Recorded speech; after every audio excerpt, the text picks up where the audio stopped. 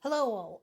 I wanted to give a supplemental for update on Ukraine for today because there was so much going on, and there were a couple of topics that were earlier news that I didn't get a chance to touch upon.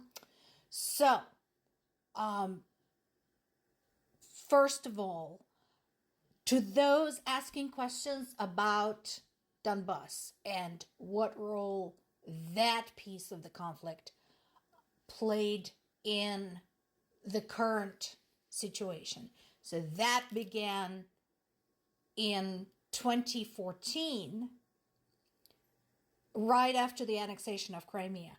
So there is a decent article on Wikipedia, but if you want to drill down, there is an excellent list of references at the end of the article. And I suggest you refer to that instead of the article itself, because Donbas and history of Donbas is very, very complex. That goes well beyond just 10 years ago. Also, not a lot of people realize this, but that particular region was also involved in the whole Holodomor tragedy. So look up Holodomor as well, and also history of Donbas and Holodomor. So if you want to get a comprehensive picture on how Donbas plays into the relationship between Russia and Ukraine, those are good places to start. As with any world conflict, and as with any history, this is something that goes back a long time and is very complicated. It's not just something that can be dismissed or resolved just like that. Just like the conflicts we see in the Middle East, just like the conflicts we have seen in Europe or in South America or in Africa, same thing. But those sources will get you started if you want to understand why the situation in Donbas is how it is. So in today's report, I did mention another attack on Dnipro. I want to show a little bit more on this again. Since it's so recent, it's just happened today. So we're still looking for more information, and considering that a large shopping center has been struck, it is possible we don't know the extent yet of the casualties. So what I'm showing you is from a Ukrainian source. This is from Kyiv Independent. And this is what was known like hours after the attack took place. We knew that 5 people were killed at least, and at least 47 were injured. But as you well know, in any military conflict, especially when a civilian area like that is hit, those numbers are likely to change. And particularly the number of casualties, number of wounded, and number of those missing.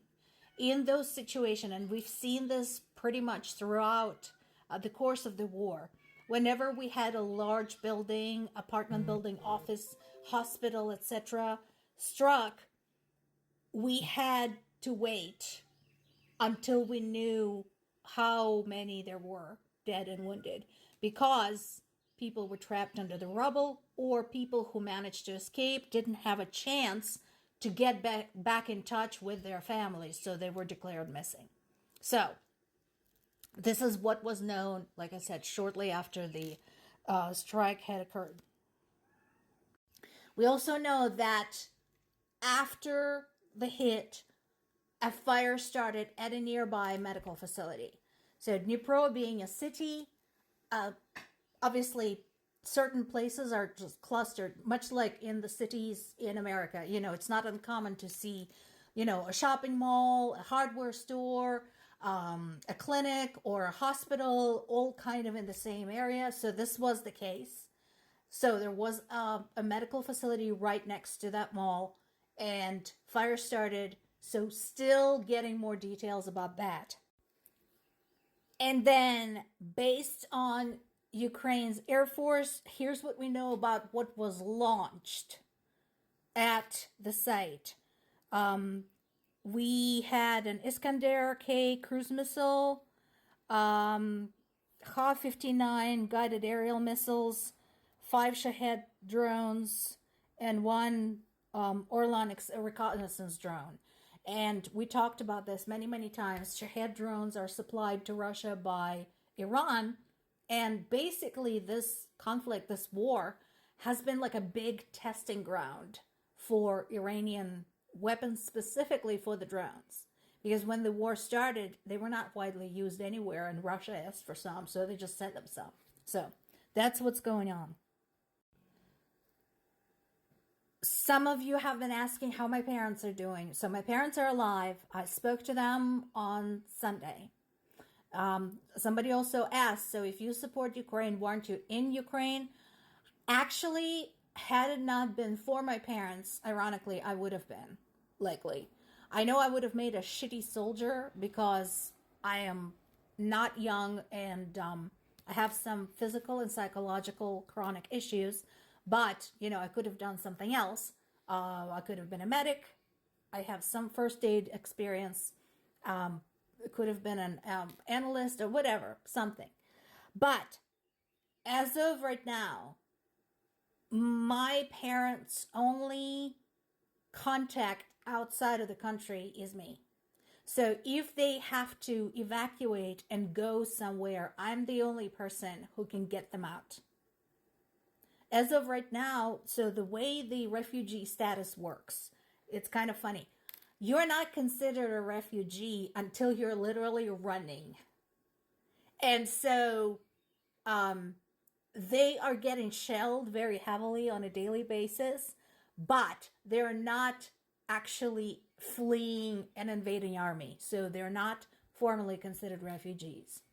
So there's that. But they're alive. So let's talk about what is happening in the Zaporizhzhya region. This map shows you the red dot off to the northeast over there. That is the town of Volynyansk, where there was another big hit over the weekend on Saturday. The number of casualties, as predicted, had gone up for this. And this was the one that hit Saturday afternoon in the center of the city there, in a city park where there were lots of people, including children. And of course, when you have a hit on that scale, you also have, the shock wave. You have additional damage. So in addition to the direct hit into the park, there were 2 high-rise buildings that were damaged, 12 commercial buildings, and some cars were destroyed. And I'm going to check with my dad and see if he can get me photos from the site. He probably knows somebody in Volynyansk, and maybe he can get me some photos from the site and some updates. Based on what they told me, because I asked them about it, because by the time I spoke to them on Sunday, it was already known that Volynyansk has been hit. And since it's only half an hour drive from Zaporizhzhya, they could hear it. And the way they described it was a very big, loud boom. They were actually concerned. It was so loud that it was within Zaporizhzhya city limits. So like I said, we'll see what else is going on. I'll check in Zaporizhzhya region sources and see if I can get more information about this. At the time of the explosion, there were 5 people missing. 2 of them came online, so to speak, later, made contact with their families. I don't know what happened to the other 3. If I know something, I'll let you know.